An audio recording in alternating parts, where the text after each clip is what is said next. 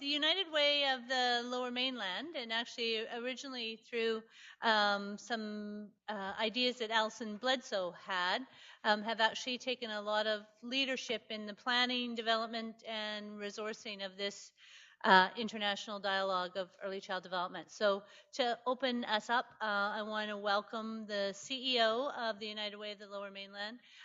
Been there for about 6 years. 8 years. Oh, time goes by. I just turned 50. Yeah, it really does go by quick. Trust me. So welcome to Michael McKnight. Thanks. Thanks. Usually when you're the CEO of the United Way, you're out asking for money and nobody gives you a round of applause, no matter what reason you're there for. United Way is really pleased to be part of this event, and a guy I consider to be quite a smart guy. His name's Mike McKay. He's the superintendent of the Surrey School Board. He's often said, and he actually says it twice for drama, so I always get quite impressed. I'm going to repeat what he says twice.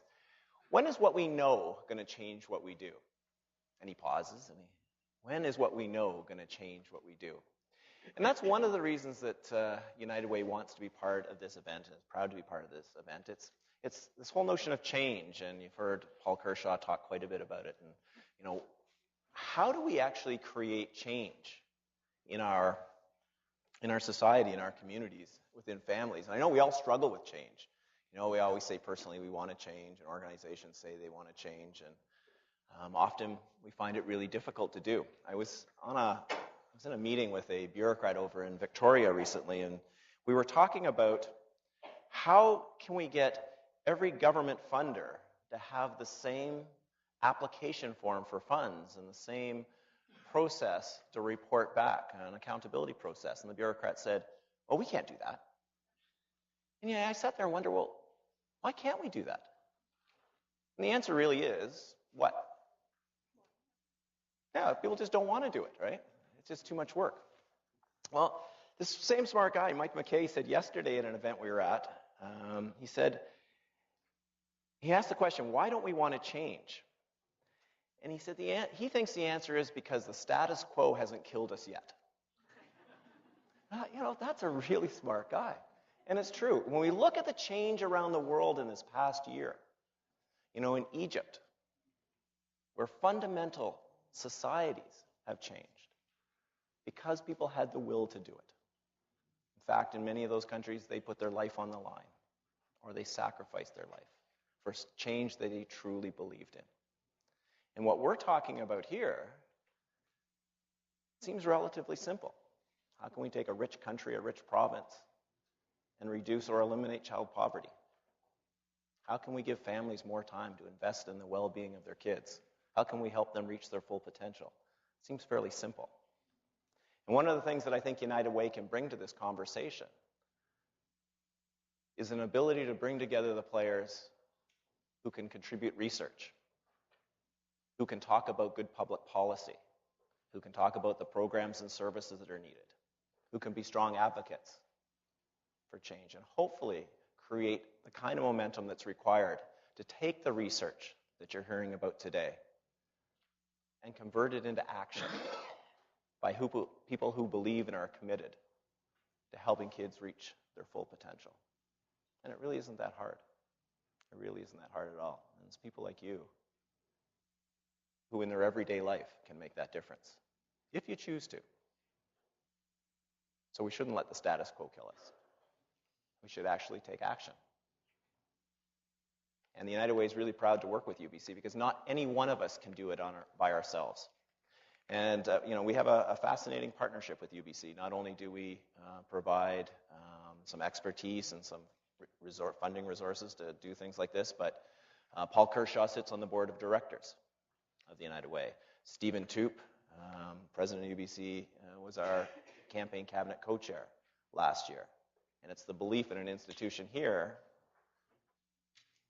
that we need to collectively work together to make things like this happen. So we're proud to be able to contribute to the research agenda, Clyde, and I know you guys are equally committed to seeing action happen as a result, because at the end of the day, unless that happens, nothing that we do really matters to the people who it matters most to. So with that, thank you so much for participating today. And think about what you yourself can do, because these are often great conversations. But if they don't lead to anything tomorrow or the next day, I, as the CEO of the United Way, don't feel like we've done our job here today. So with that, I'm turning it back to Joanne, I think, to introduce the speakers. Thank you.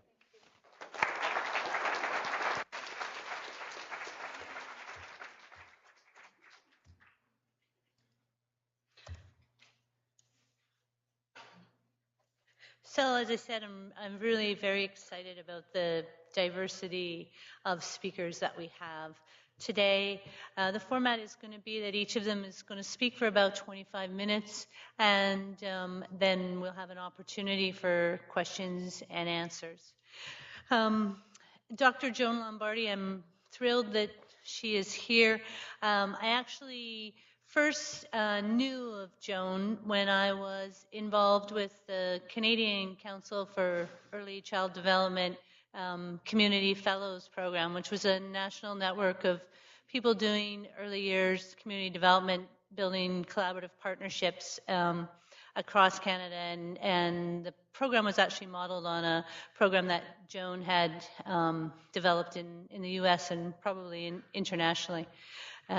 She is just 2 weeks out of her job as the lead, I don't know your official title, the lead, though, certainly for early childhood programs within the Obama administration. So this is our chance to hear her for the first time in many years, a free woman in some ways. So we're excited. She's been storing all this stuff up, I'm sure.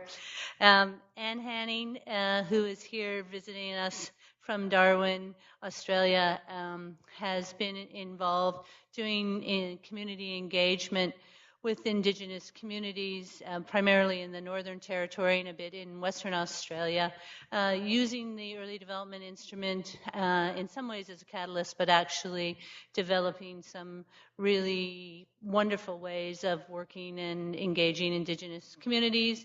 And Tracy Smyth, who is a long-time colleague of mine, a continual inspiration to me, author of a great book called Raising the Village, a fellow Vancouver Islander, is going to be our final speaker.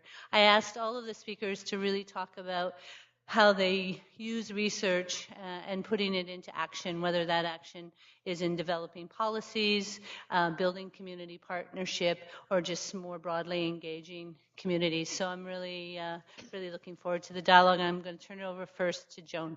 Great.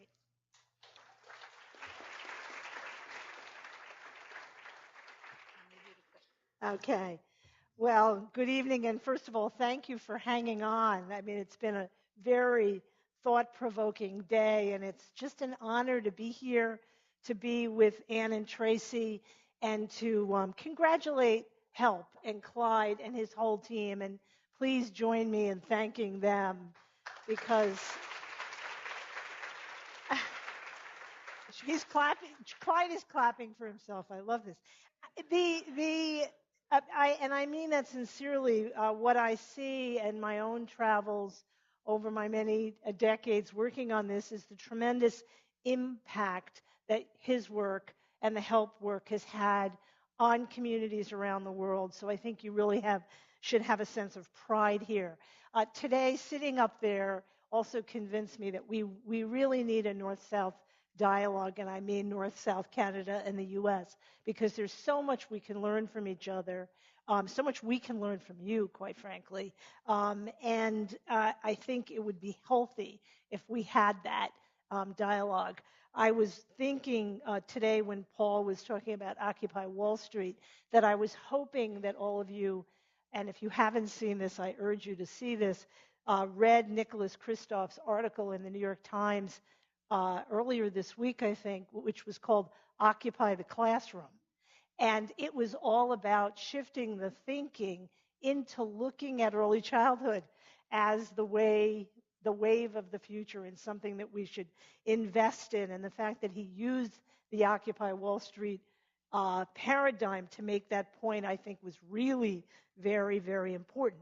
Unfortunately, just as we want a New Deal for kids, everyone's talking about the deficit. And I think what Paul was trying to encourage us to do is to be brave and to put on the table that we still want investments. And actually the time to talk about that is now, despite the economic difficulties, I think. We have made some progress. I'm going to talk primarily about what's going on in the U.S. and hope that there's some glimmer of information here that will inform what you're doing here. But before I do that, I should just say that despite the fact that we've had tremendous investments during the Obama administration in early childhood, actually, as soon as the recovery was put in place, there was $4 billion invested in early childhood, which I think was a very important message that during an economic downturn, investing in the early years is part of recovery of a country, and that we should be talking more about that. Despite that, I was reminiscing, many of us have been reading the articles about Steve Jobs over the last few weeks and looking at the timeline. And I have to say that 20 years ago, when we were developing childcare policy in the United States, that was when Apple was putting out its first PowerBook, which was about 16 pounds. This is pre-iPhone, pre-iMac, pre-iPad. And our policies still are using the operating system from 20 years ago. So we wouldn't expect that, in our individual devices, yet we almost feel like we're using carbon paper still, don't we? But despite that, I think that the work that all of us are doing and all of you are doing is starting to get through. I want to put some, as was mentioned, they asked us to talk about putting research into action, and we have a tremendous focus on evidence in the U.S. And what we've been trying to say to people is that there should be some principles that guide our work with researchers. First of all, that we should be using it for continuous improvement, not just gotcha and accountability in a way that this may not be filtering up here, but it certainly is part of the paradigm there, that to use data in a way that closes down programs if they're not doing well, rather than using it for continuous improvement, is a principle that we want to put on the table. Secondly, that the data sources should have multiple perspectives, including the perspectives of parents, and I'll talk a little bit about that, and that researchers and practitioners should work together, that the days of researchers doing their work here and practitioners doing their work here or policymakers are over, that we have to work together, and that actually doesn't contaminate research to do that. We've got a lot of confusion about data in the U.S., and we're trying to sort it out. What's the difference between measuring child development at the national, state, or community level versus monitoring program performance versus program evaluation? And they're different. And so I want to talk about some examples of each. And I'll start with monitoring child development at the state and national and community level. And I have to tell you, before I do that it's very humbling for me to come here and talk about that, because I think you're so far ahead here, particularly watching 4 waves of EDI data, where we don't even have that across the states. So I'm going to just tell you that some of the debates that we're having, we are still debating whether it should be population-based measures or sampling. We're still debating, should it be parent or teacher input or direct assessment. We're still debating whether you should do it once or tracking over time. So I think in a lot of cases you've settled those debates here, but we're continuing to have them. I'm going to talk about 3 examples very quickly, one at the national level, one what's happening in the states and what's happening in communities. At the national level, we have 3 longitudinal studies that are going on. These are large cohorts of thousands of kids. One started in 1998, one at kindergarten, starting with kindergarten and tracking kids up. One was what we're calling the birth cohort, starting at birth and tracking kids, and that's started in 2001, and another cohort that's starting at kindergarten. The difficulty that we've had is that these, unlike EDI, where you're repeating it over time, we do it sometimes and sometimes we don't. A decade goes by and we don't have national data. I wanted to just share just a few slides of what we're finding from the early those studies. First of all, this is from the birth cohort. It's Bailey. There's a variety of measures, but this is the gap that's emerging at 9 months in children in higher and lower income families. And so I think it's a particularly important slide because in the U.S. we talk about the gap at third grade in reading scores. And really, if we look hard at the data, it starts much earlier. If we look at the kindergarten data, this again is math and reading, and we put a lot of focus on math and reading there, often at the expense of social and emotional development, unfortunately. But these are math and reading scores at kindergarten entry by socioeconomic level, and you can see the disparities between achievement at the beginning of kindergarten. If you look at the same data based on maternal education level, you'll see that the green is less than high school, the blue is college degree. This is reading, math, and fine motor skills, a correlation between the level of maternal education. Why is this slide so important? If we're going to have policies that don't focus on the education and support of mothers, we're really not helping kids get ready for school. We're really not helping them improve their own education level. We can't separate these generations. What we do for parents is as important as what we do for children. If we look at what's going on at kindergarten, and we've got a growing number of states assessing children at school entry. I know in Canada you're doing EDI across the country now. We'll hear from Australia. They're, I think, in their second wave going on, their second wave doing it. That's not the case in the U.S. We've only got about half the states that are doing what we're calling kindergarten assessments, entry-level assessments. Unfortunately, many of them started only looking at literacy. We're trying to change that and trying to begin to use a wide variety of measures. We have been trying to focus on these 5 domains of development and encouraging states to look at physical, social, language, cognitive, and approaches to learning. That's the framework that we've been using. We've had to actually say, and this might surprise you here, you should not be using this information to keep kids out of kindergarten. And so you can see right away the fact that I even had to put that on the slide, the way people think.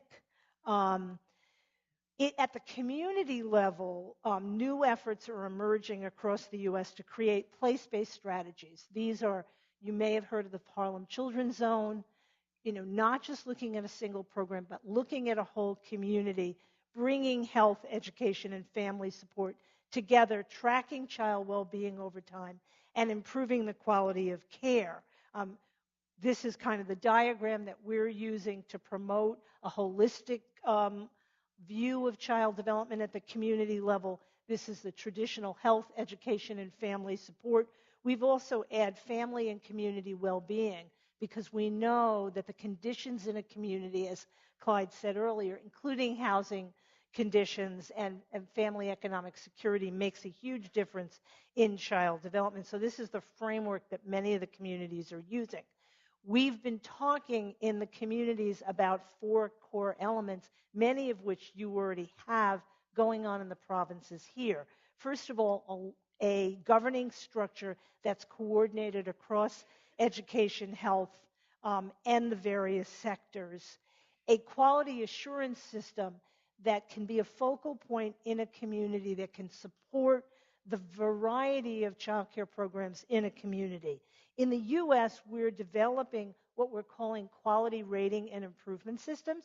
So these are state-based standards that are like 5-star systems, just like when you rate a restaurant that's 5-star, 4-star, so that the programs are getting assessed based on a rating scale, 1-star, 2-star, 3-star, 4-star, and we're trying to encourage investments in policies that help the majority of low-income kids be in higher quality settings, because what we found when we began to develop quality rating systems is that most of the low-income kids, what happened, of course? They were in the 1-star settings.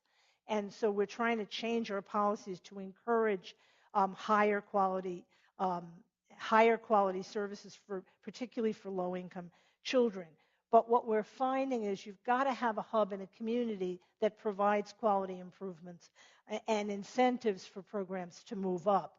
So about half the states now, the states that are in orange, are now creating and using these quality rating systems in programs. And what we've been encouraging is putting hubs in communities to track the progress of those programs. So that's the second element. We've got a lot of long way to go on our data collection. What we normally have is data at children when children are born, maternal data about their pregnancy, and then we have data when kids at the end of 3rd grade. We don't have data in between. So what we've been trying to do in the communities is promote a collection of data over time, healthy pregnancies and births, looking at the data at 3, looking at the data at 5, and then looking at the data again at 8, and developing individual identifiers for children that tracks this over time. There are lots of issues related to that, and lots of caveats that I think we could talk about later on, but this is another core piece of the community effort. At the same time, we're trying much more systematically to link the early childhood system to the schools. We know that we have to have a seamless alignment of our early childhood programs to schools, but we also want to change the schools so that they begin to have that comprehensive framework that we are all after. So those are some of the things that are happening at the national, state, and local level. I'm going pretty quickly here. On monitoring program performance, which people often get confused with monitoring child development and well-being in a public health sense. I'm going to use one example, and that example is from Head Start. I don't know how many of you have heard of the Head Start program. How many of you have? Great. So the Head Start program is our most comprehensive program focused on very poor children in poverty. Most of the children served are 3 and 4. Early Head Start is our program prenatal to 3, and we serve approximately 1 million children a day. The program is comprehensive. The wonder of this is this was created in 1965 like this, before we had all this knowledge that we have now to integrate health, education, and family services in a single program. What we've been trying to do is get people to use the data. We demand a lot of data collection, and then we store it away and don't use it. And so what we've been trying to do is get people to look at the data on a regular basis, both in the program and at the national level, to see what trends there are. This shows you the 3s and the 4s and the 0 to 3s. The 0 to 3s is that little skinny pie, and it right away tells us how poorly we're doing serving kids under 3. The majority of kids that we're serving are 3 and 4. These are the languages of the families. We're tracking the languages of the children. You can see the second bar. Most of the kids are speaking English, but the number of Spanish-speaking kids is dramatically increasing in the United States. Plus, any given classroom has multiple languages. We are trying to promote a dual language approach where we appreciate the languages and the cultures of the children and try to promote that. We've developed an outcomes framework that we're trying to use. What are the skills and approaches that we're trying to promote among the children, and look at their diverse skills based on those. This is what an average Head Start classroom looks like This is language, letter recognition, and applied problems. And you can see a pattern here. We're looking at these cognitive measures much more than social emotional, and we're trying to change that. But any given classroom has a variety of levels. And I think one of the ways we're trying to use data with teachers, which I think is extremely important, is to show them that just because all kids are poor doesn't mean they all come in the same. That we've got a significant number of kids, the kids in the green, who are actually doing above average when they walk in the classroom. And so you've got that whole range, and you've got to individualize based on that range. My purpose of showing this is we're trying to get the teachers to look at the data and plan using that data.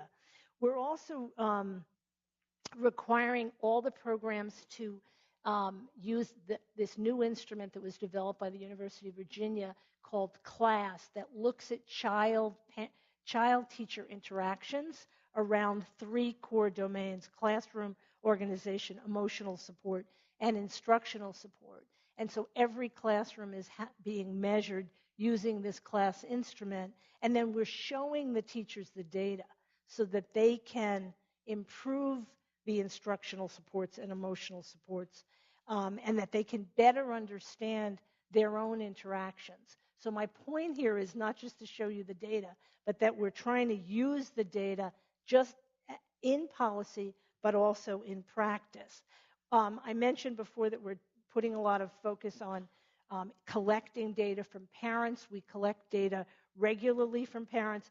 This is how parents are involved, whether they volunteer, whether they're on a council, if they've observed in the classroom. We're actually tracking at how the parents are involved and feeding that back to the teachers and the family support staff so they can better understand what they're doing. We're asking parents whether they're satisfied with services, which I think is really critical if parents.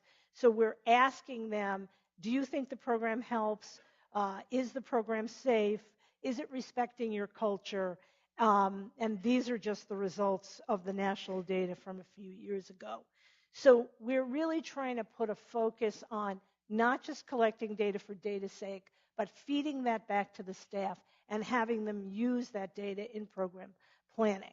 The last area that I want to just talk about is program evaluation. We put a tremendous amount of focus on big randomized controlled trials. We've had 2 significant randomized controlled trials in Head Start, and I have a few lessons that I'd like to share with you. The first one was the Head Start Impact Study. It was mandated by Congress, so our legislature actually required us to do an evaluation with a control group to see what difference does Head Start make.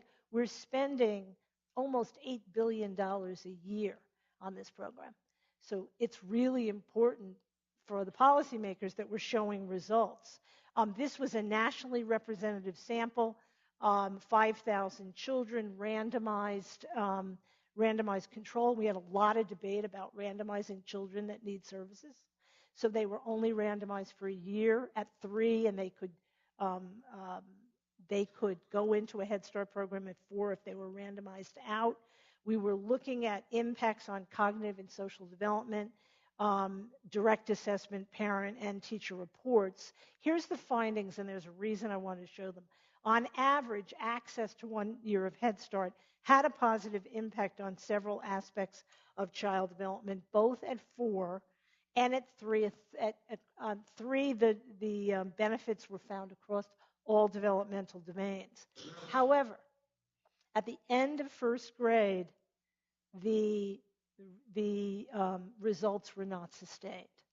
So this was a multi-million-dollar study. When it came out, I was running the program at the time it came out, the uproar about, well, why are we investing in this if we were getting these kind of results? Now remember, what it showed is at the end of Head Start, there was positive impacts. So this is 2 years later that the impacts were not sustained.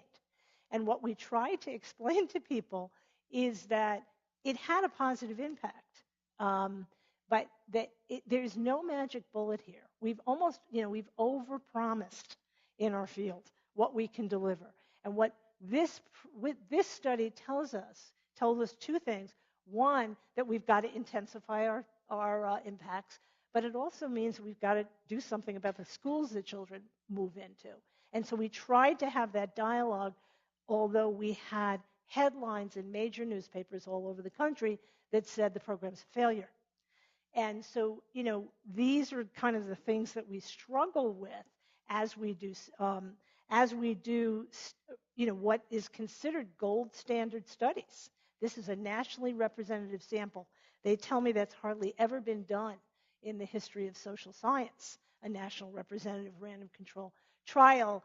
And, my response was, it's hard to do that on a low-income population when the stakes are so high.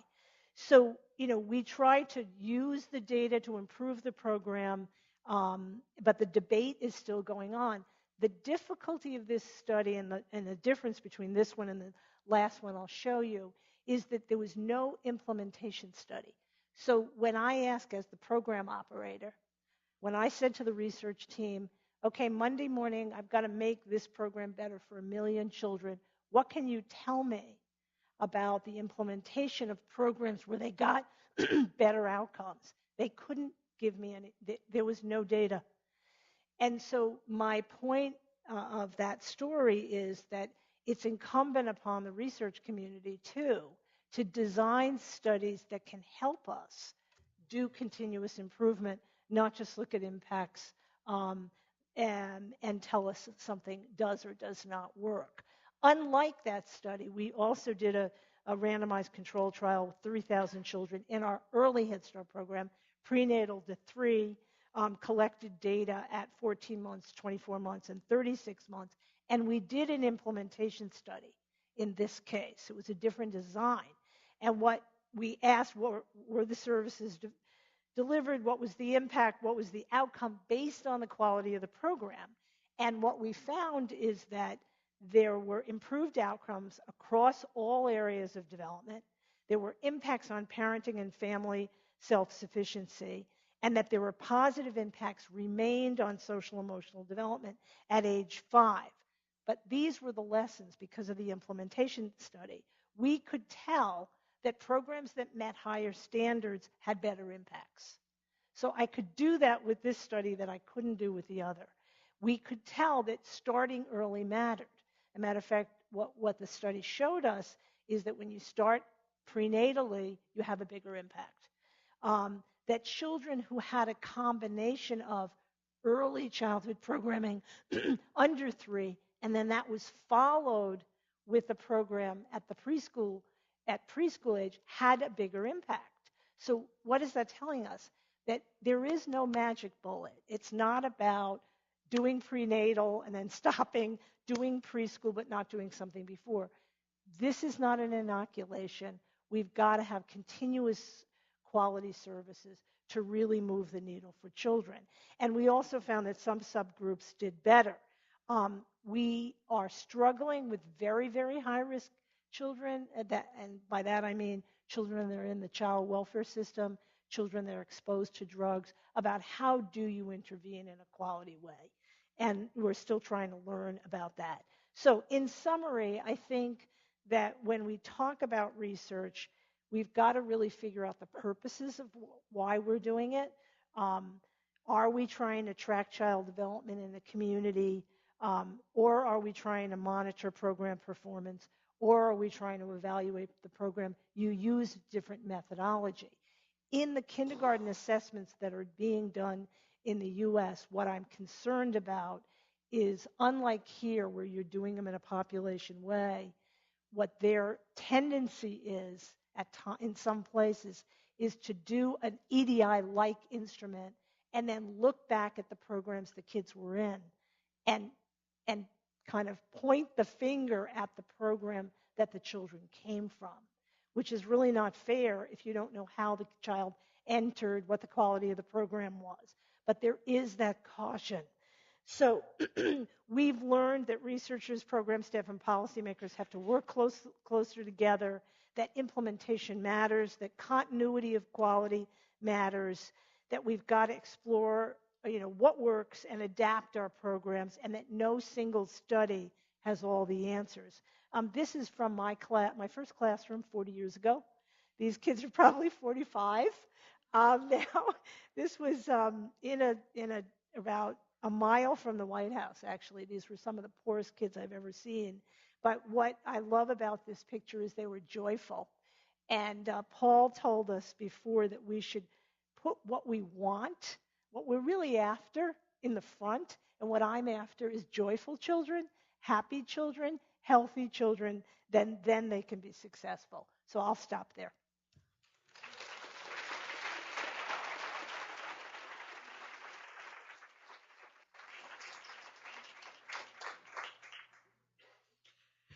Thank you very much, Joan. Yeah, that was very interesting. Lots to think about. And we'll have a chance for questions and answers at the end of the other presentations. There's that inspirational music again. Very nice.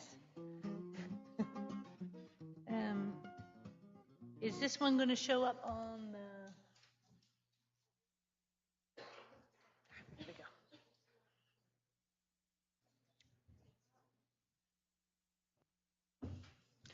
I've introduced Anne already, so I won't say much more, although I've been telling the story. Anne and Bonnie Moss, our colleague, have been here for a week or so, that I just had a very brief chance to meet with them when I was in Australia last summer, and they came on faith that it would actually be a nice trip to come up to Canada, and I think it's worked out really well, and we've learned a lot already. So I'm going to turn it over to Anne. Thank you, Joanne. Can you hear me? Okay, I'm Anne Hanning. I'm from Darwin, Northern Territory, Australia, and I'm an Aranda Aboriginal person. And before I start, I'd just like to pay my respects and acknowledge the Musqueam people and or other Aboriginal peoples here. Yes, Michelle. Okay, change of pace. My presentation is about engaging Indigenous communities in a two-way discussion about early childhood development.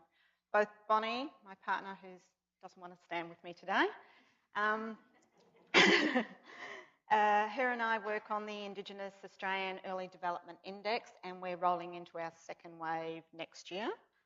And when we started in Western Australia with Fiona Stanley, Sally Brinkman, and Professor Sven Silburn, who we work with. And we had a look at the case studies that they did there within Perth and the outer region, and plus the Pilbara region, which is the remote area of Western Australia. And we looked at that and we thought, okay, where we come from in the Northern Territory, most of our Aboriginal communities are very remote and isolated due to our wet season and dry season.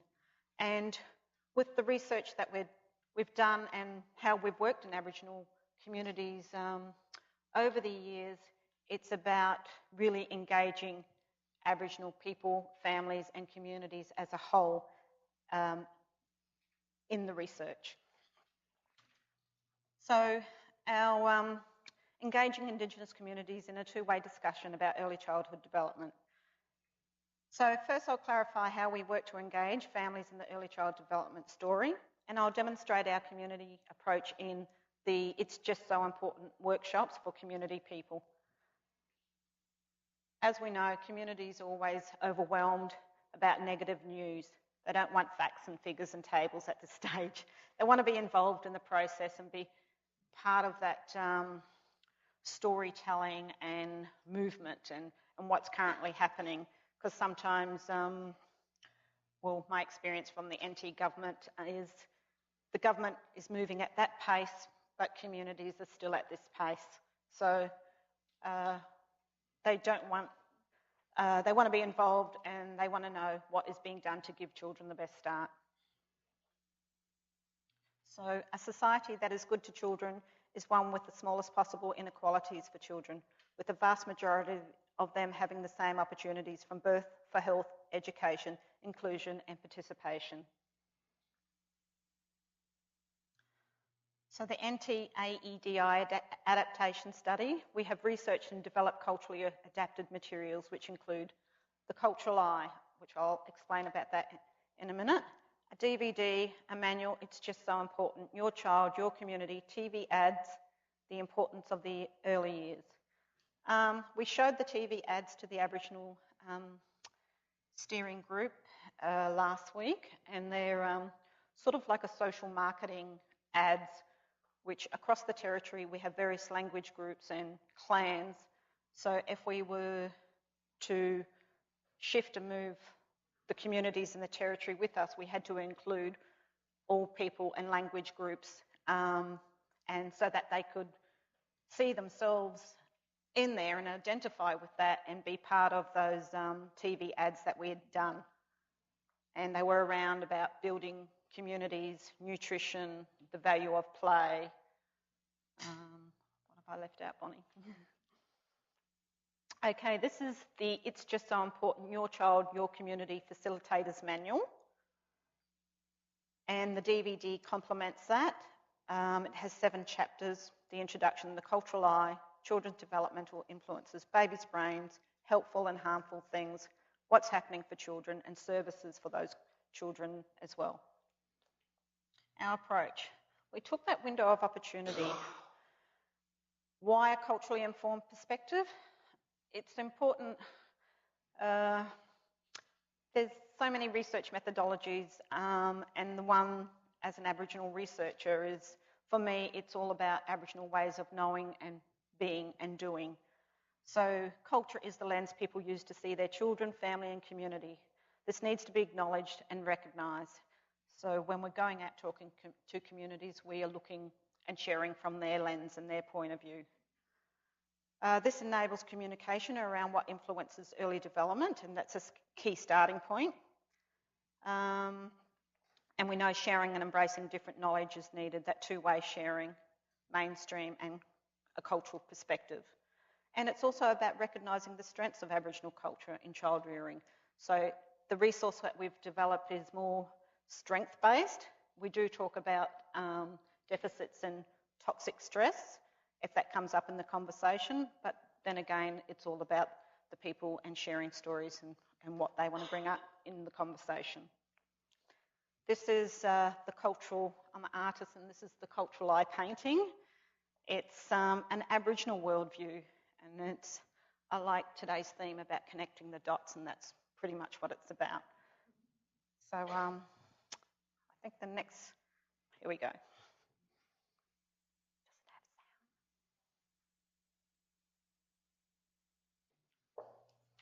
I got that bit right.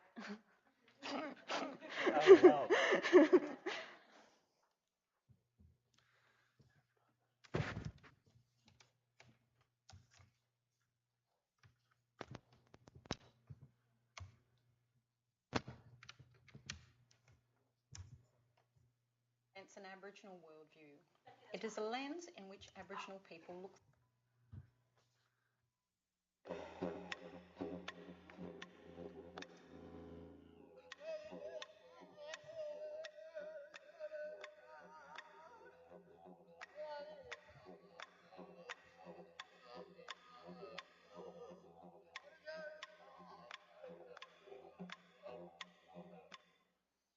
Hello, I'm Anne Hanning, and I'm a senior researcher for Menzies School of Health Research.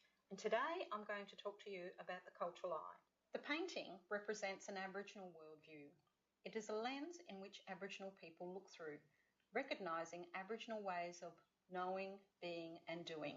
The cultural eye has many layers, and the first layer is an opportunity for people to share their lived experience and share their knowledge, stories and information.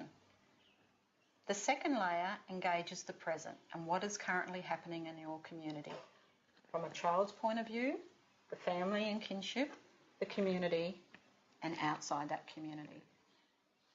The third and final layer provides an opportunity for people to have conversations around the future. Again, looking at the whole spectrum of the cultural eye. The cultural eye looks at the 3 domains in which we live in. The human world, who we are, our relationship with our family and kinship, and the rest of the people in the community. The physical world, your community, my community, and plants, where we live. And also our sacred world. Our sacred world is our traditional beliefs and customs. Every community is different. So this is a time for you to share with me about your ways of knowing, being and doing.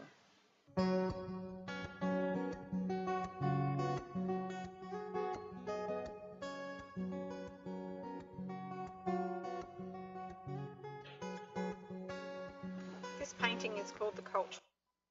So that just demonstrates how the mat, you can bring people together so that they can share their stories on those 3 different levels. What we learned from talking with community members. Western theories and many child development ideas are unfamiliar. And all communities and people and members want to know about Western theories and bring their culture and try and marry those up together. So there's a strong interest in knowledge exchange. And here's myself with a group of ladies in Alice Springs, these elders, and they're around talking about, you know, the intergenerational gaps and how they see what's happening in their community in early childhood development, and trying to have a look at the gaps in those communities and how they could perhaps fill those and get people back to traditional ways of doing things, and also bringing in mainstream and talking about the importance of the early years and education. That's how it's used, where people are able to share their stories. We also keep to key messages, you know. Most of the information comes out of it around stable, responsive relationships, safe and supportive environments, and the importance of appropriate nutrition, and also early brain development. Sometimes in Aboriginal communities, talking about the brain is taboo, so there's certain protocols to go around to bring this conversation up. But people do generally want to know about what the brain does and how it works. So brains are important, as I said, what the brain does, how they grow, things we can do in the early years really matter, what helps or harms babies and little kids' brains, and early experience are built into our bodies, creating biological memories that shape, develop for better or for worse. We also do an activity around the 3 balloons, the size and the weight of the baby's brain when it's first born, then the 3-year-old, then the adult brain, and we talk about the 3-year-old, and they guess what age group it is and the difference, and it's almost the size of the adult brain, and how, you know, it's just so important from being pregnant and growing that baby's brain, and how much is learnt in the early years before they start school. Brain story. So this is just a little bit of it. We know a lot about what brains do. This is an important story to share when we talk about little children. A story that starts before children are at school and before they're even born. Inside your head is your brain. Each person's brain is very different. The brain is like a control centre. The brain controls our actions and emotions. The brain also controls our memory, our language, and our creativity, feelings, and actions.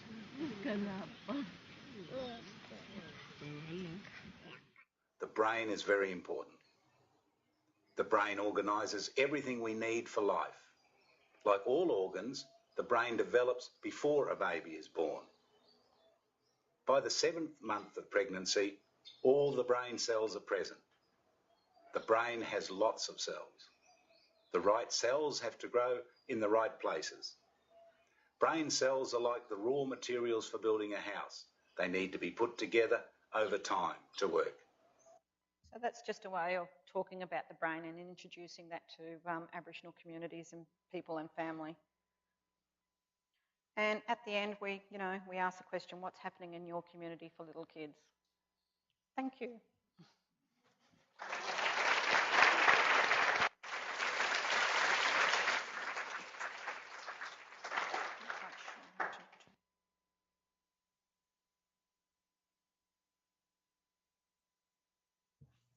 Thank you, Anne.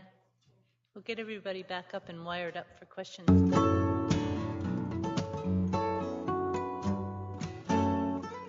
Give me a little inspiration in between, yeah. Tracy, I don't think I even said in my introduction about Tracy what she does. And one of the things she does and has done for many years is as the community facilitator of the Port Alberni Children First network.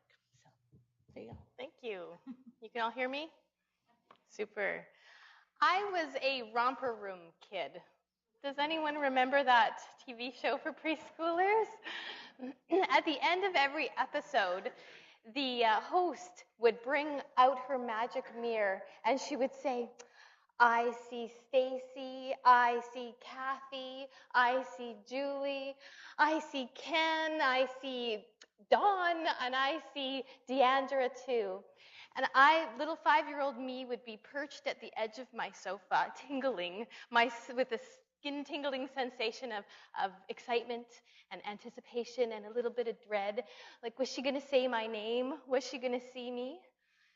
I don't think my name was ever called. And as I grew up, I sadly began to realize that those people on TV really didn't know that I was there. They couldn't see me, and they certainly couldn't interact with me. They might have assumed that some people were out there, but there was no connection. And that early experience for me actually surfaces when I participate in or observe decisions being made about community. Because community isn't some vague TV land population. It's not some list of services and funding contracts. Statistics about community are really interesting, but it's the connection to and the experience of community that makes things meaningful. As a facilitator of an early years intersectoral coalition, which I do, I try to, let's go forward here. Whoops.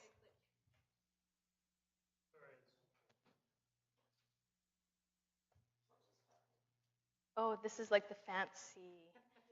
Oh, okay. There we go. The magic mirror. I try to ditch the magic mirror. That's what I tried to do. A coalition is a fantastic place and opportunity for research to really see and interact with practice, and for practice to really interact with policy, and for policy to really interact with people. So for the discussion this evening, I'm going to describe our big picture ECD system this way. So there's 3 parts: research from the world of academia, policy from the world of politics, and practice, referring to the actions of service providers. Let's not be so naive to think that all these parts work fantastically together all the time. In reality, they don't work so easily together sometimes. They have very specific ideologies. They have completely different norms and values. They have a language for their own communication and different codes of behavior. And even though there's a universal call for collaboration, I think that these 3 parts of our system only overlap gently and sometimes precariously. While it isn't perfect, the reality is that each of these parts holds incredible intentions and comes up with fantastic and innovative ideas to improve our society. And I think that the whole system would fall apart if any one of these 3 parts lost momentum. And so that's the system.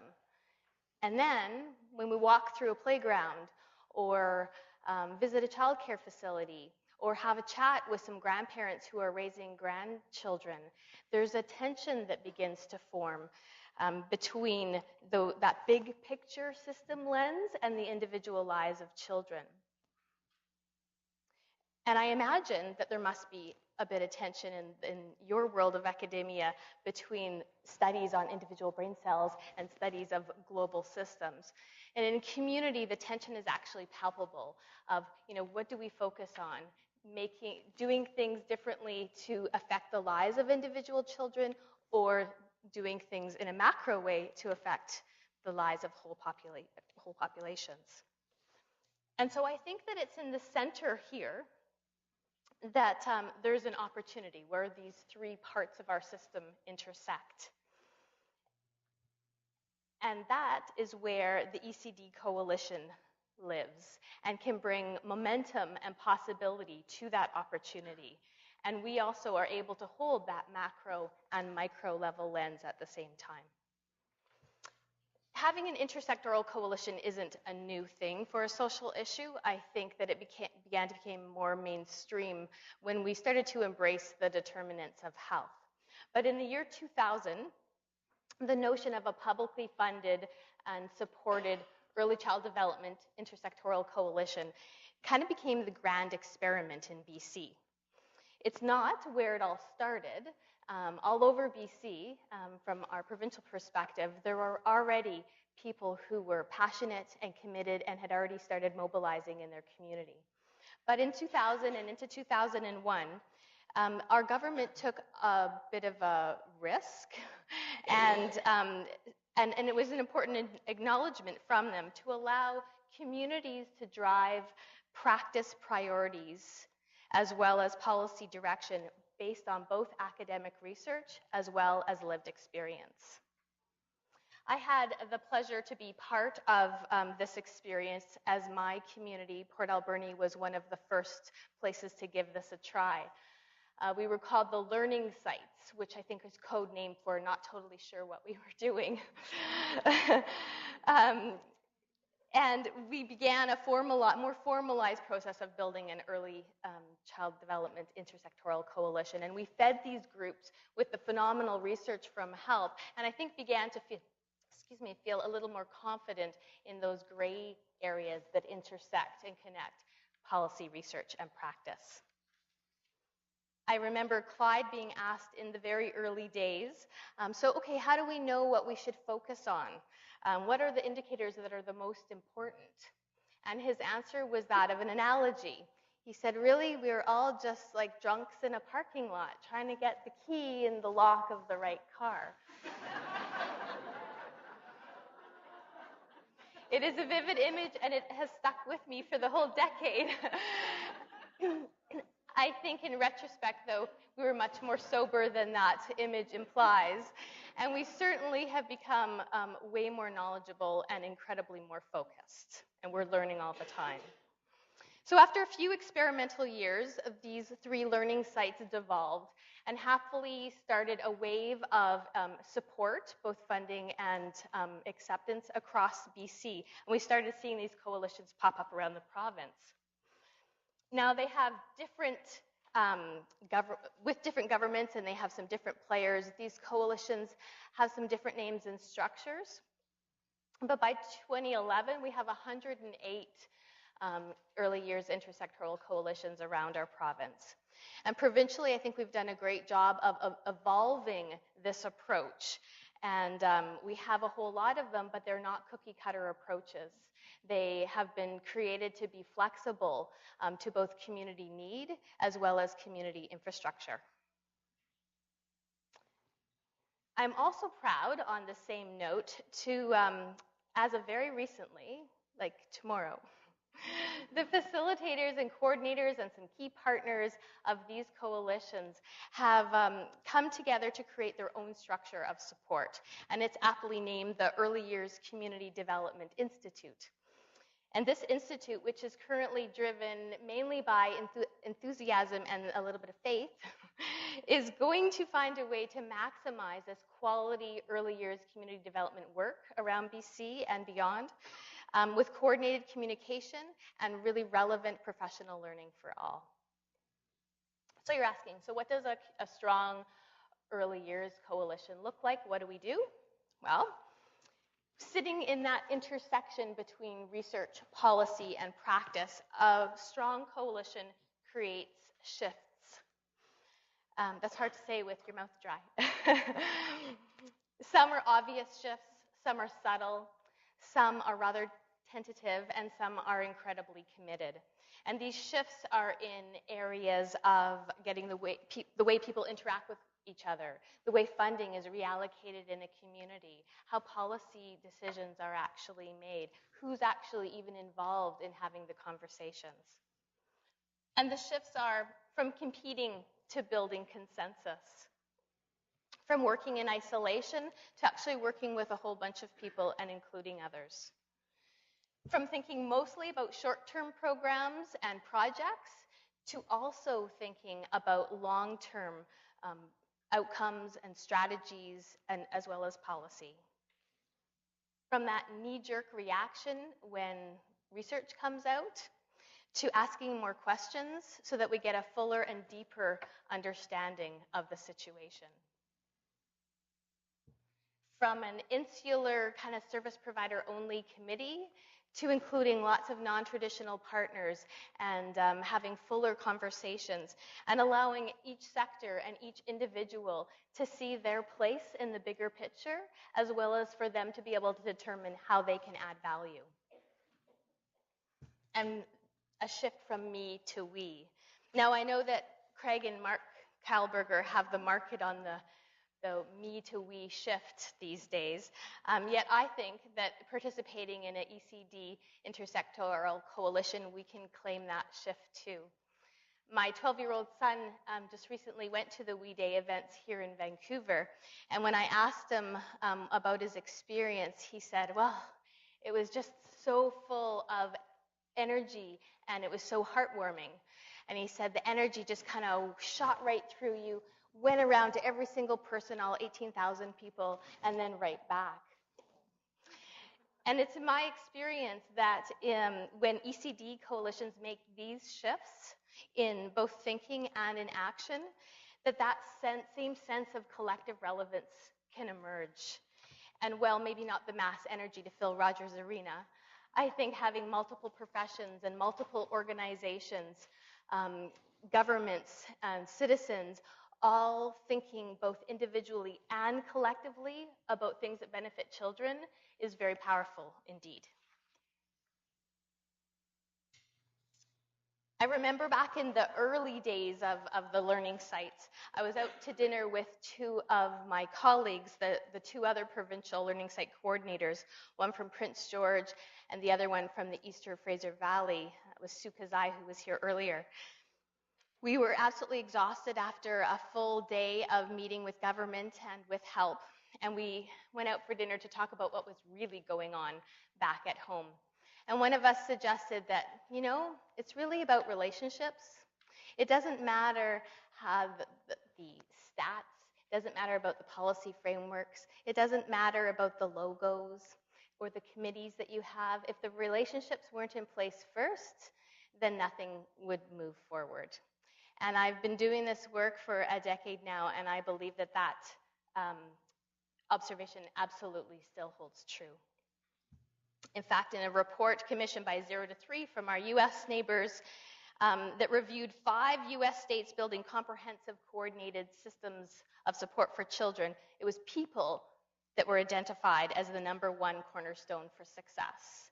Leadership at all levels, as well as the working relationships between people that were indicated that play a critical role in all aspects of the system, as well at all stages of its development. So we know that early years mandates cross ministries, and we know that the expertise around it crosses professions, and the funding of it is all over the place and has spilled over into the corporate sector as well. It's a topic that requires a unified approach and something to pull it all together, because we're not talking about bits of children or finite slices of their lives. We're talking about whole children in the context of their family as well as their community. And it's again in this place of intersection between research, policy, and practice that we can hold that micro-level perspective and that macro-level perspective, where we can have conversations that can add meaning to the data as well as context to family challenges. So let me share a little bit more about the connection between research and ECD coalitions. So what happens, quite honestly, is that data lands in community. And sometimes what makes it to the top of the pile or to the front page of the media is what's going wrong. And so a coalition is in a place to be able to take that information and ask the questions of, okay, so what does this mean for our community, for our families, and in our context? And you have to know that service providers see the faces of the children and the parents that they work with reflected in those numbers. And so a coalition can create a space that can be both subjective and objective. A great thing about research in community is that you can create what Lipton and Wellman call a third point, which is kind of using a third point as an inanimate object that you can talk about. And this helps communities to detach emotionally just a little bit from the information so that they can engage in dialogue that is both informed by the research but also informed by their lived experience. Coalitions are also then tasked to disseminate this information to a huge wide variety of audiences, other service providers, community leaders, media, business people, parents. And so that a step of interpreting the information to make it, to contextualize it is really critical to help avoid misunderstandings or misuse of information in the community. Lipton, in her book, Data-Driven Dialogue, writes that words, even words like close, far, large, small, not to mention vulnerable and not vulnerable, can really only be defined contextually. She writes that a 5'11" individual is short if he's a member of a professional basketball team. So likewise, an improvement in an community's EDI scores in social and emotional development is good, but it could be absolutely phenomenal if you know that a mill has closed and there has been a whole lot of parents and families living on the edge of poverty for a while. It doesn't necessarily mean that we say, oh, we're doing better there. We don't need to pay attention to that anymore. With more insight and more dialogue, it might mean that parents have found a way to be more resilient, and we need to learn about that. Or it might mean that our family supports are phenomenal in working in hyperdrive, and we're ready for a cross-sector burnout. So all those kinds of explorations can help us wrap our heads around the information, and they are the inroads to the meaning-making process. I have experienced that rich and complex information that we learn about child development, and there's probably no better example of rich and complex than the EDI. It doesn't necessarily give us answers. What it does is it helps us ask better questions. So for example, a few years into the EDI, we said to help, hey, why in the world does that community or that community have a different vulnerability than us, given a fairly similar geopolitical landscape? And then we asked, okay, now that we've been doing this for a while, how in the world are we supposed to interpret the changes from wave to wave? Which changes should we set up and take notice in, or which ones should we just kind of watch? And we continue to ask, okay, we've tried something, we see some phenomenal changes in parents and children, but how do we know in the bigger picture, in the bigger population, that it's making a difference? And as Clyde says a lot, and we pair it back in a question, what are the differences that make a difference? I like to believe that by communicating our questions back to help, that we have, in a way, contributed by both influencing or validating future research. So the policy. I am totally inspired by those people who have the power and influence to change the way that our society treats children, or also thinks about children by funding decisions, media attention, and the policies that they make. Policymakers give us direction. They give us frameworks which our society operates. Good policy can change people's minds and attitudes to really make permanent social change. Sometimes, and even with the best of intentions, it can also contribute uncertainty, create funding processes that foster territorialism, and create a climate that is difficult because it's full of change.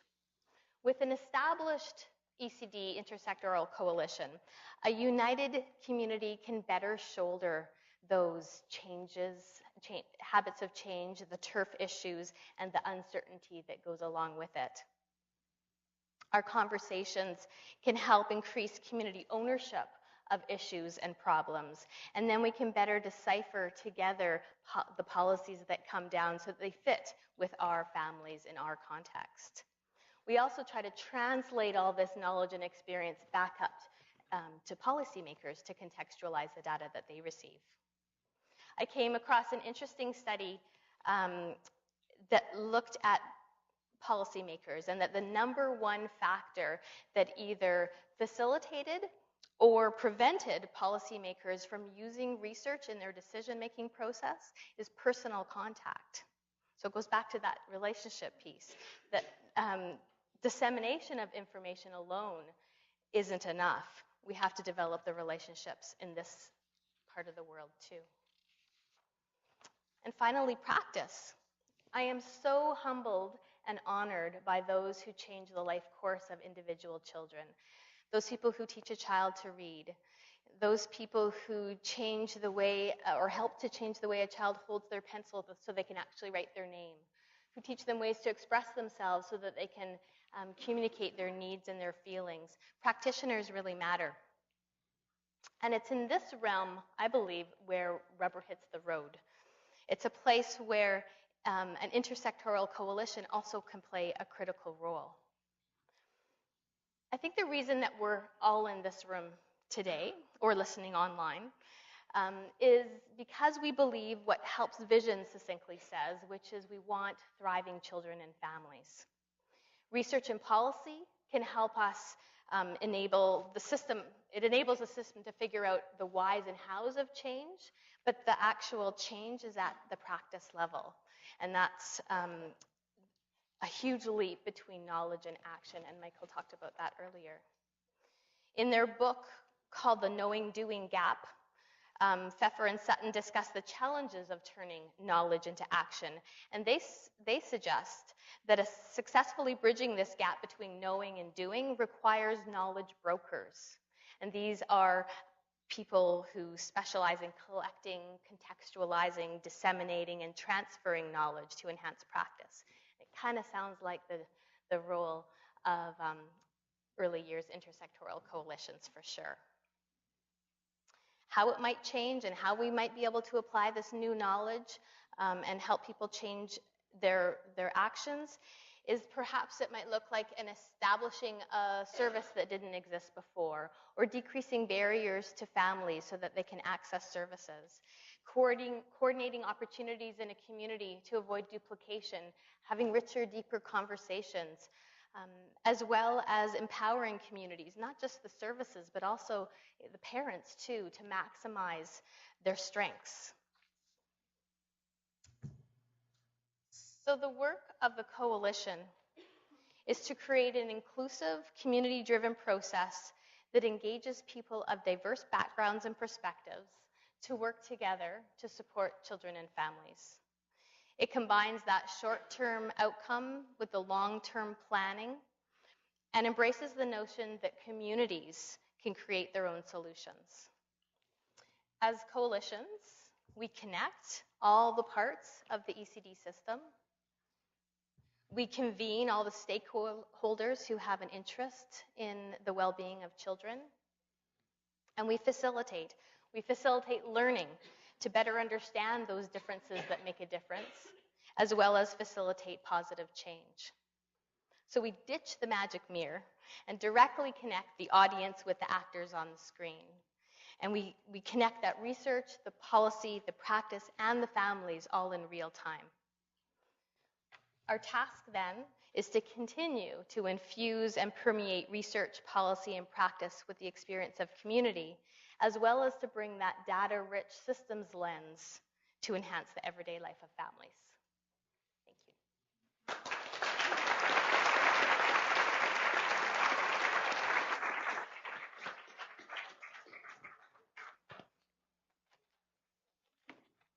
Thanks, Tracy. Wow, what a rich array of thinking and ideas. So I'm going to open it up now for questions. I don't know if all of the presenters are still wired up, but we'll see what we can do to make it work. So open up the floor for questions for any of our presenters. Brianne? I have a question from Vi Hughes for Tracy Smyth. And when you were describing policy and your kind of ideal model of how that would work, she wanted to know if you could give a concrete example of where this model worked, a real life example.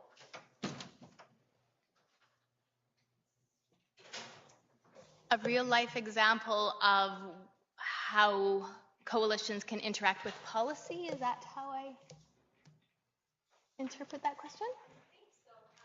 I got her question. I think more when you were describing policy stuff, when we were talking about the circle of policy and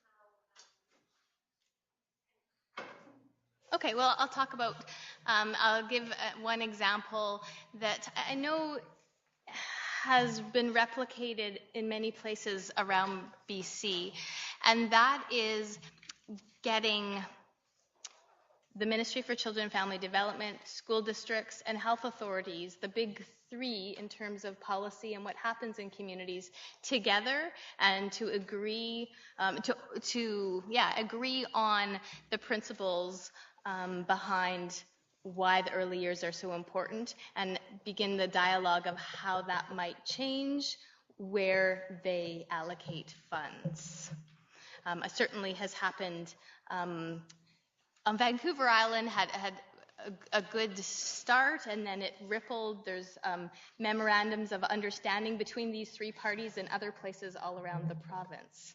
So that's a beginning example. I'd add here, I think there's key ingredients that all these presentations focused on, and that particularly is the role of leadership in a community. And I mean leadership both at the administrative level, so that you can bring these agencies together, because if somebody's not encouraging them to do that, their natural tendency is to kind of default in our silos. We're all like that. But I also think of leadership kind of in the round table sense, not the head of the table sense, that when people come together and work successfully, it's when they are able to give up a little of their own turf for the greater good. And I think that that's really our struggle, right? To be able to put the vision of what we want for children in front of our own particular situation. And that, again, takes a different kind of leadership. So we were talking earlier about the importance of continuing to train people to be leaders in that way, and that to be knowledgeable about the three things that she put on the table: research, program, and research, policy, and practice, so that they can move the agenda forward. So I think those are core, regardless of whether you're in the U.S. or in Australia or in Canada. Thank you. Other questions? Go ahead, please. Hi, I have a question for Anne Henning. And my question was about your data collection process with the women elders. What was the main methodology? Because I could see that you were sitting around the cultural eye or the cultural lens. So was it a semi-structured interview so that it could be consistent across interviews, or was it just an open narrative that you would then transcribe somehow? I'm just very interested in the process.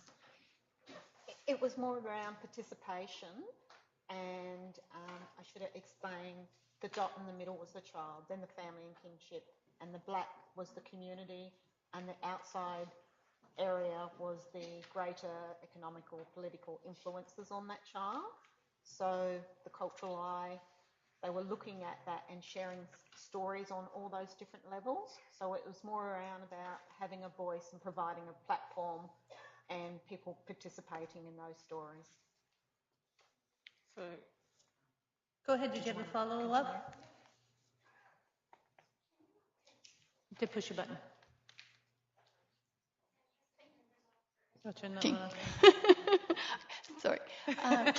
Can you please tell me how those conversations that you collected around the discussions with the Aboriginal women, how did you translate that then to, say, into a research tool that you could communicate then, for example, for people like us, when you want to share that knowledge?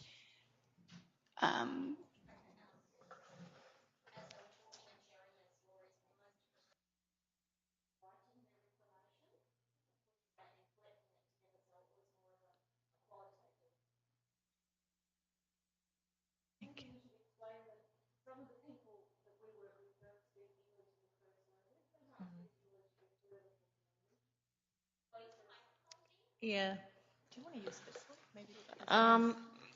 So Anne's first slide talks about a two-way learning process. So it's a type of philosophy of learning that's quite well documented by an Indigenous research institute that we work with in the Northern Territory. The Northern Territory, the context is that 1 in 4 people who live there is an Aboriginal person. So we work with, our specific work is only with those Indigenous families, trying to develop a knowledge sharing approach. That there seems to be, when we work with the Australian EDI, a massive amount of assumed knowledge that in the communities we work in, we know that that knowledge needs to be explored, that the assumed knowledge, we have to test out together what our assumptions are. And maybe, like the brain story is one, not everyone has a story for the brain that we might have as, we call it a Western knowledge story. So we test out what the brain story is, what people think brains are for. Yeah. Thank you. I think there was a Val. There we go. I have a question for Dr. Lombardi. I'm curious about the program ranking system, because what we know about early childhood development so much about the people who deliver this service, not the actual program. So I'm just wondering if you could speak a little bit more to that, or how you'd actually do that ranking. Yeah. Well, it's a really important question, and it's interesting. In the U.S., we moved to program accreditation. We had this big dialogue in the 80s about the role of the provider as the key to quality. We had a national study about this, 1989. We had a whole movement around compensation. I was very much involved in that since, we're still making minimum wage 20, 40 years after those kids are grown up. And instead of moving to a focus on the provider, they moved to a focus on program. It was interesting. Now, obviously, the provider is part of the program standards, but I always thought it was an interesting move because rather than focusing on the provider, they really focused on the overall program. What we're seeing now is trying to a movement to do both. So there's this movement to do these quality rating and improvement systems with the provider, the status of the provider being part of that. And at the same time, there's a movement towards credentialing and improved compensation. The problem is until we have a better financing system for the overall system, either because it's a market-based system in the U.S., probably similar to here, either you raise parent fees or you raise provider wages. And these two things knock into each other, right? That's why we need a third-party system, a third payer, so that you don't have to play those two things off of each other. So this is a long answer to your question. The way they do the ratings varies by state, and there's a lot of discussion about how to do the ratings. It's outside evaluators coming in. They often rely on the environmental rating, the ECRs. even though they're moving more and more to this class instrument that instead of just looking at the environment, looks at those 3 core areas of teacher-child interaction. States are looking at that as another way. And this is all very much in the early stages. We've been trying to do research on what's the level of quality you have to get child outcomes to improve. Because, is it a 1-star? Is it a 3-star? Is it a 4-star? And we're still trying to figure that out. The other problem is they vary across the states. So Washington State has one system, and North Carolina has a different one. And so from a national perspective, that makes it really hard to figure out how these pieces fit together. But it is the movement in the states. Clearly, I think in another 2 years, we'll see all 50 states going in that direction. So we need to do a lot more research on, are we getting it right? Are the levels of quality really differentiating quality? And I think a lot of people have, mixed feelings about this movement.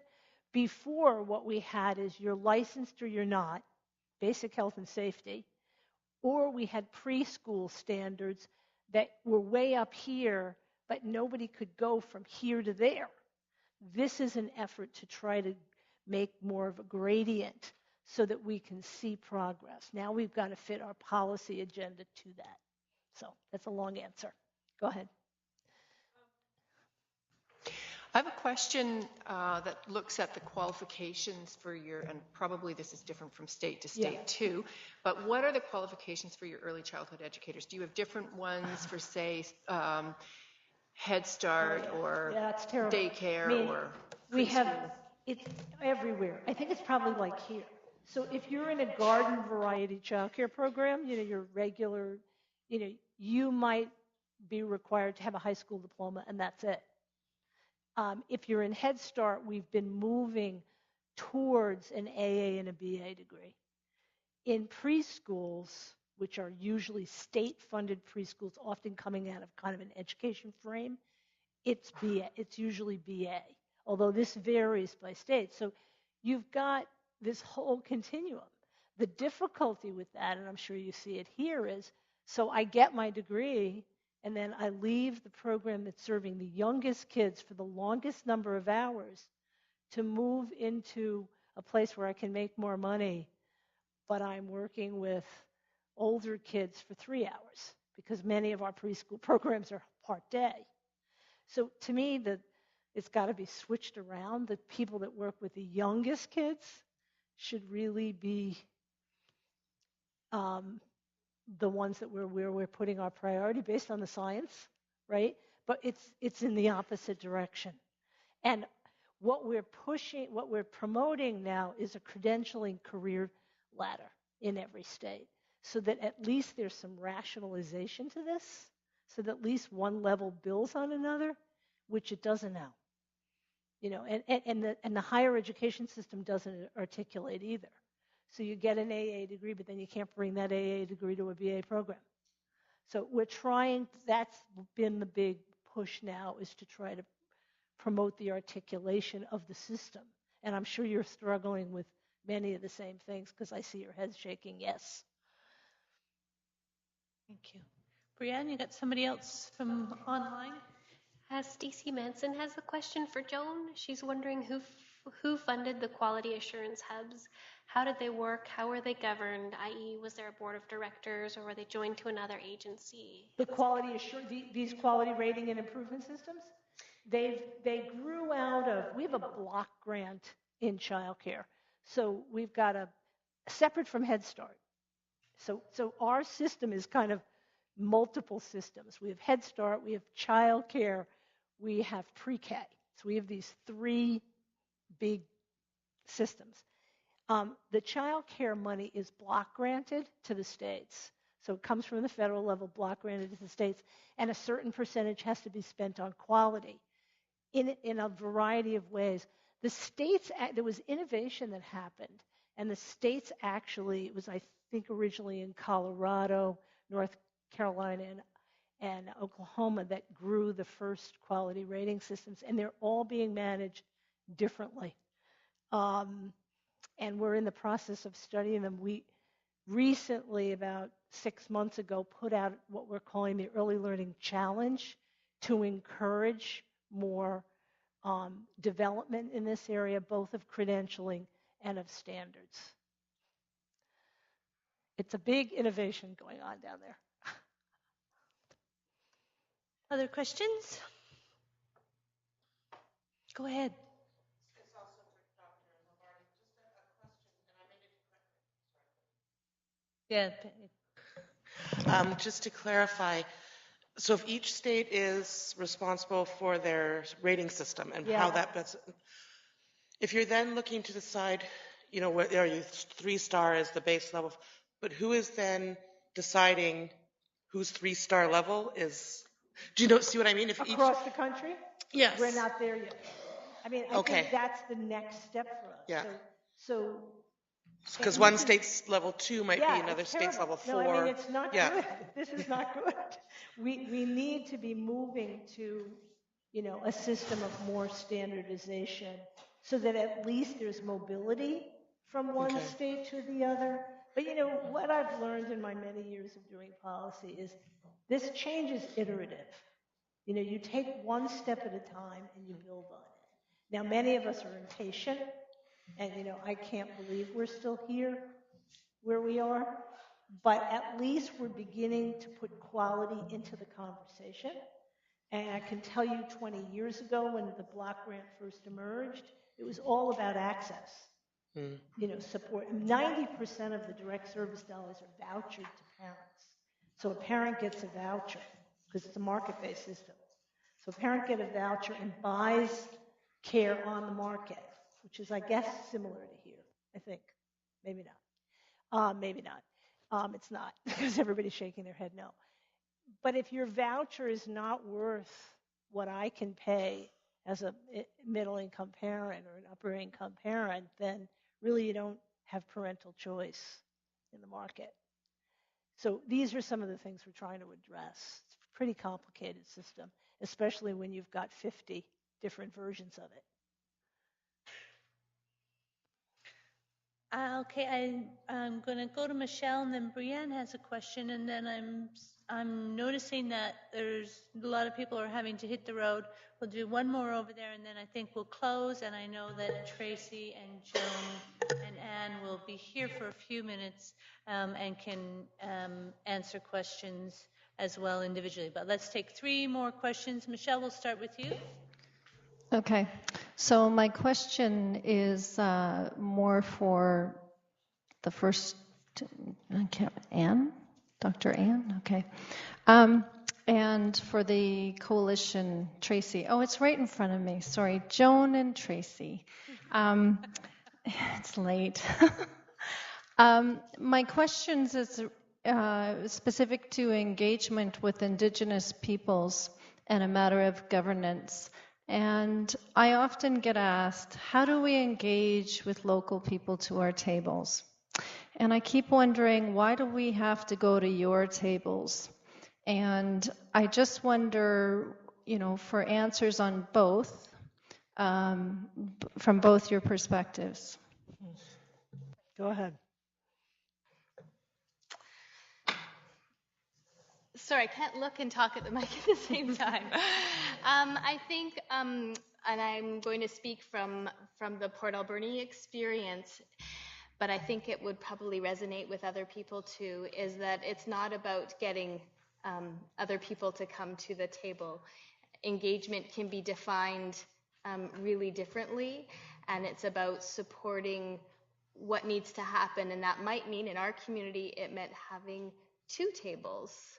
And it meant having a really strong bridge between the 2 and lots of good communication, and the issues that needed to come up at those 2 tables or those 2 activity conversations were okay, and they complemented each other. That might look different in different places. I know that it looks different in different places, but that's certainly been our learning. Joan, do you have any? Yeah, well, I mean, it's a question we get a lot, people are talking about, and I think her presentation really was the heart of why we have to be culturally sensitive when we're doing this work. In the U.S., we've got a lot of community efforts going on in the tribal community because they're still, they're still focused and they're still living within those communities in many cases. Our federal programs are federal to local tribes. So it's a government-to-government relationship, and I don't know how it is here, but it's government to government, so it's U.S. to the tribal leadership. And where we're running into issues is that as state policy becomes more and more important, having to encourage states to reach out to the Indigenous populations and to include them in the process is a dialogue that we're continuing to have. So, I mean, and I think we've made some progress, but we're not all the way there. If I could just add one more thing there, the word that really speaks to me is learning and being open to learn and going along that path together to figure out how to authentically learn from one another so that we can have that dialogue and have that bridge being built, however the activity ends up being rolled out. Okay, Brianne, do you want to give us our online question? Yeah, another attendee would like to know from Joan what she would suggest we read to learn more about what researchers are saying about why the Head Start results are not being sustained over the 2 years. So she's looking for some resources, I think. Yeah, there is actually there is now an advisory committee looking at the data that will be coming out with a report in February around what does the study really tell us, since it's been misrepresented so often. And there was several briefs by the Society for Research in Child Development on the study that I think are helpful resources, and we can get those to people that are interested.